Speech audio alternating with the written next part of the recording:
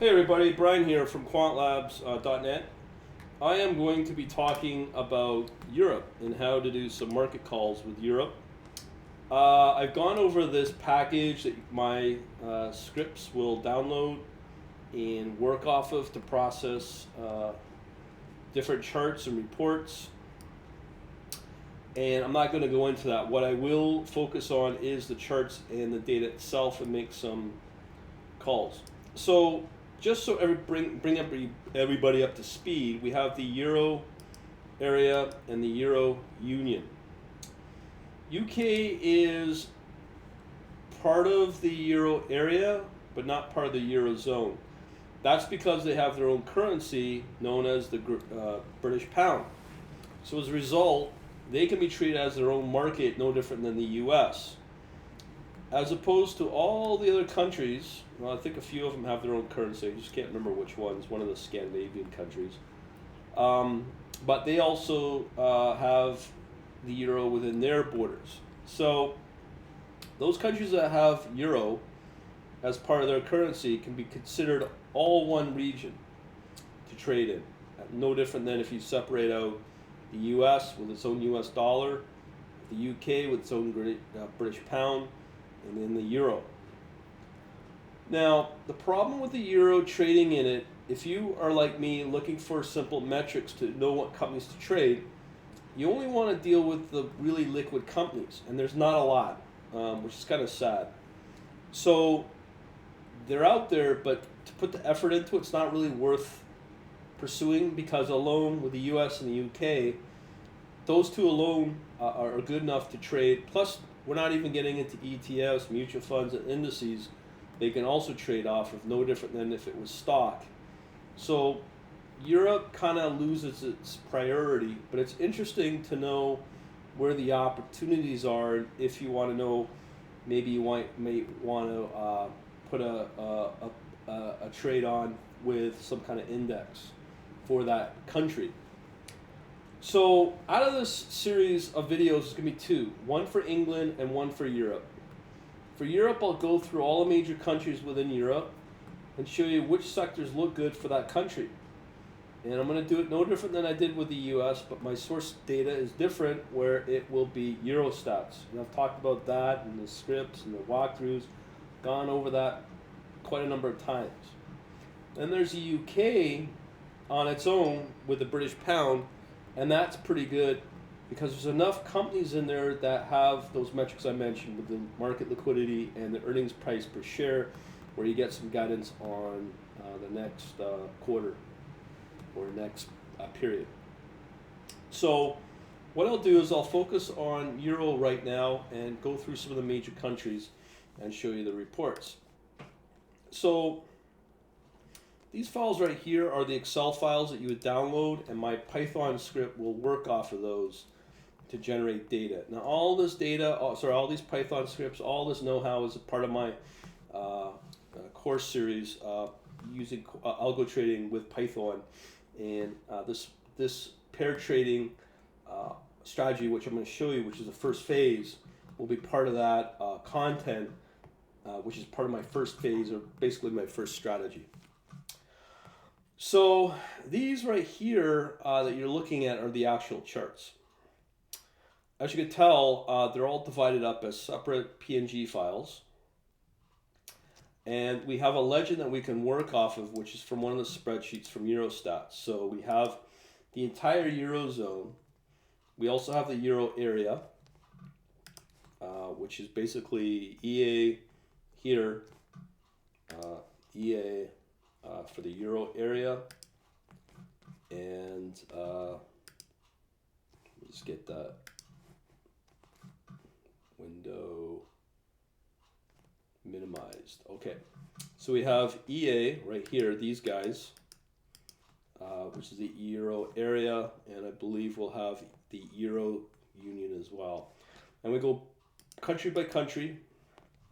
We'll take a look at the major ones, as I said. Let's say Denmark, Germany, maybe Ireland, Spain, France, Italy, and we'll also do maybe Sweden and Finland.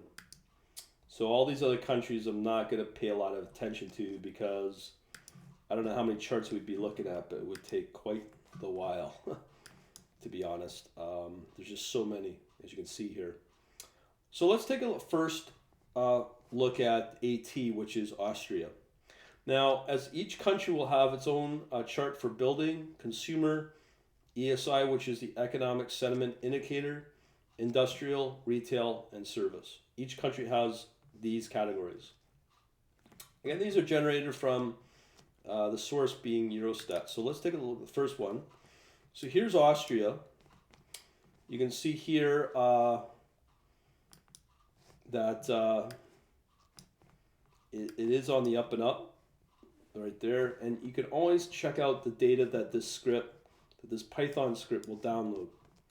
Let me see where we can find that. Believe it's under, actually you'll get the data in the spreadsheets here, but again, I'm not going to show that. We're just going to focus on the charts.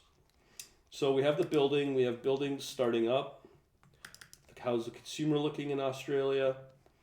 It's not looking pretty good, on the negative. It's been on the negative for a few years now. The ESI, economic sentiment indicator, these are businesses. Really no growth there. It is on the up, so I'd kind of watch that. How's the industrial doing? Again, flatlining, no growth. The retail, I would imagine because of consumer sentiment and usually retail are tied together, so I won't be surprised that will continue to go down. And the services itself, it's on the up. Okay, so we also have here Belgium. I'm not going to bother going through that. We have Bulgaria. I believe CY is Cyprus. CZ is Czechoslovakia, maybe? I can't remember. Czech Republic, sorry. And then I said we'll look at Denmark, which is DE, right? Or DE. Oh, sorry, that's Germany. So we definitely want to look at Germany being the largest player in the zone. So here's the building. That's on the up. So you know Germany's doing well there. How's the consumer looking? Consumer could be bottoming. The ESI, economic sentiment indicator, flatlining. Industrial, flatlining.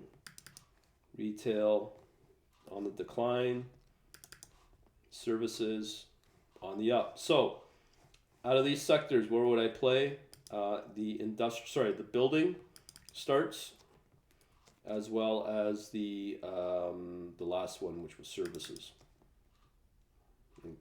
Was that? No. Maybe retail.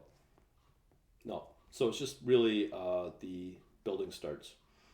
Okay, so let's take a look at EA or EA. EA is somebody I can't remember, but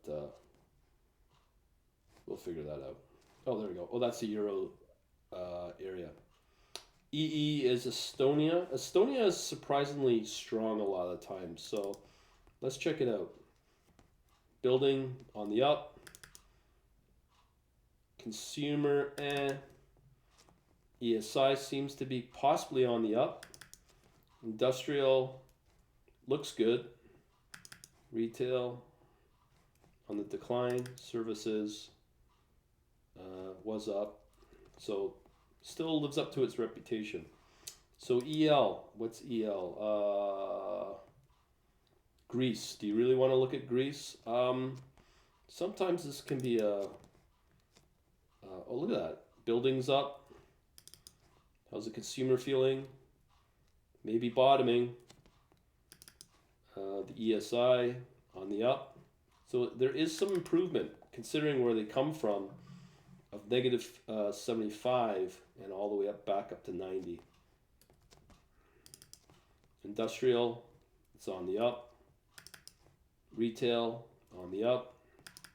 Services, on the up. So there you go. Greece does look promising. Consumer. This is now Spain. Yes, I believe. Yep, Spain. Consumers on the up. Economic sentiment has been up for quite a while. That's good. Industrial coming down. Services flatlining, but you can see Spain's been on the up for the last couple of years. The retail on the up. And I believe retail is doing well in Spain because of all the amount of foreign money going in, especially from China, because it is probably one of the top, most desirable countries to reside in Europe. So that's probably why you'll see a lot of the consumer sentiment doing really well in Spain. So how's Finland looking? Last time I looked at Finland, it wasn't looking too good, but we could be surprised. But you can see Finland starting to come back. How's the consumer? Bouncing back. ESI, looking okay. Much better than when last time I looked. Okay, so the industrial's down. Retail's coming down. Oh, definitely the service is up. So there you go. Finland's not too bad. Much better than before. Obviously, we'll take a look at FR, which is France. Building on the up, but you see how far down France has come, and that's a good little swing up last year. Consumer looking pretty good. ESI, economic sentiment indicator, is on the up. Industrial down, very similar to the US. Retail coming down. Services was doing well, coming down. All right, so I need to stress that these indicators are forward looking. These are not lagging. These are forward looking. This is how the consumer feels, how businesses feel, and so on and so forth. So I'm going to skip HR, which I believe is Croatia, maybe doing well. Hungary, I'm going to skip. Ireland, the only one we can get out of this is the consumer. Looking good. Don't know why that is. The IT, Italy. Okay, so let's check out Italy. Italy looked pretty good last time I checked. It's on the up.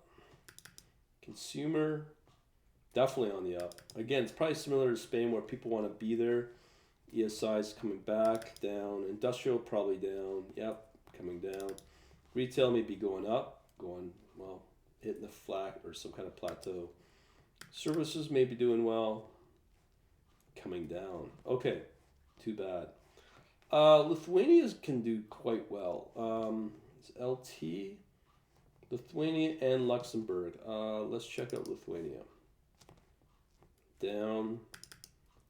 Consumer, ESI, up a little bit. Industrial, that's definitely up on the upswing because the West like to do their manufacturing in Eastern Europe.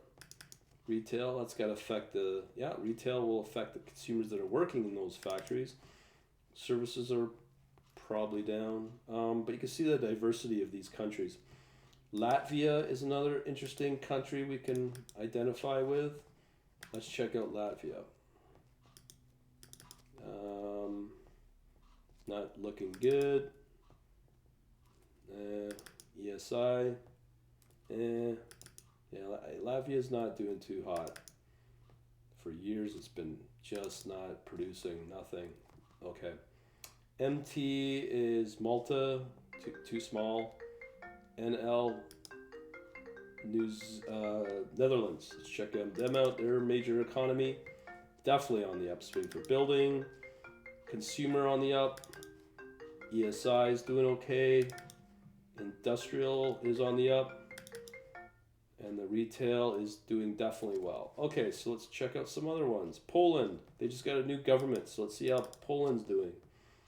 On the up a little bit for building. Consumers on the up. ESI, it's on the up.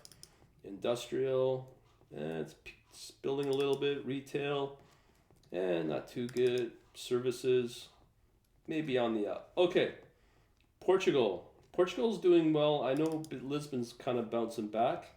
Not looking good for building. Consumer on the down. ESI on the down. Industrial not too hot. Retail, services on the way down. Romania, I'm not going to do that one. Let's check out Sweden. How's Sweden doing? Geez, Sweden's not doing too good in the consumer. How's the building doing? They're doing well. Their Stockholm's becoming a very expensive city. The ESI, how's that doing? Just starting to decline. Industrial on the decline. Retail's kind of there. And the services, it's on the incline a bit. Okay, so what's SI? Slovenia will not go through. SK is Slovakia. I'm not going to do that. Is there anyone I missed? I think I missed Finland. Oh yeah, we did Finland. We did Sweden. Okay, let's talk UK. Actually, I'll do that in a separate video. So overall, you can see that this is very helpful to see how economies are doing in the UK, in Europe, and you can basically maybe work with some ETFs or indices to figure out where you want to invest, in what country and in what sector in that country based upon these charts. So they can be these charts can be very useful in terms of stocks themselves. I haven't had a lot of success to find, as I said, the metrics that I look for with large market cap companies and companies that actually issue forward guidance using the EPS. Okay, so hopefully this video will help you out. Talk to you later.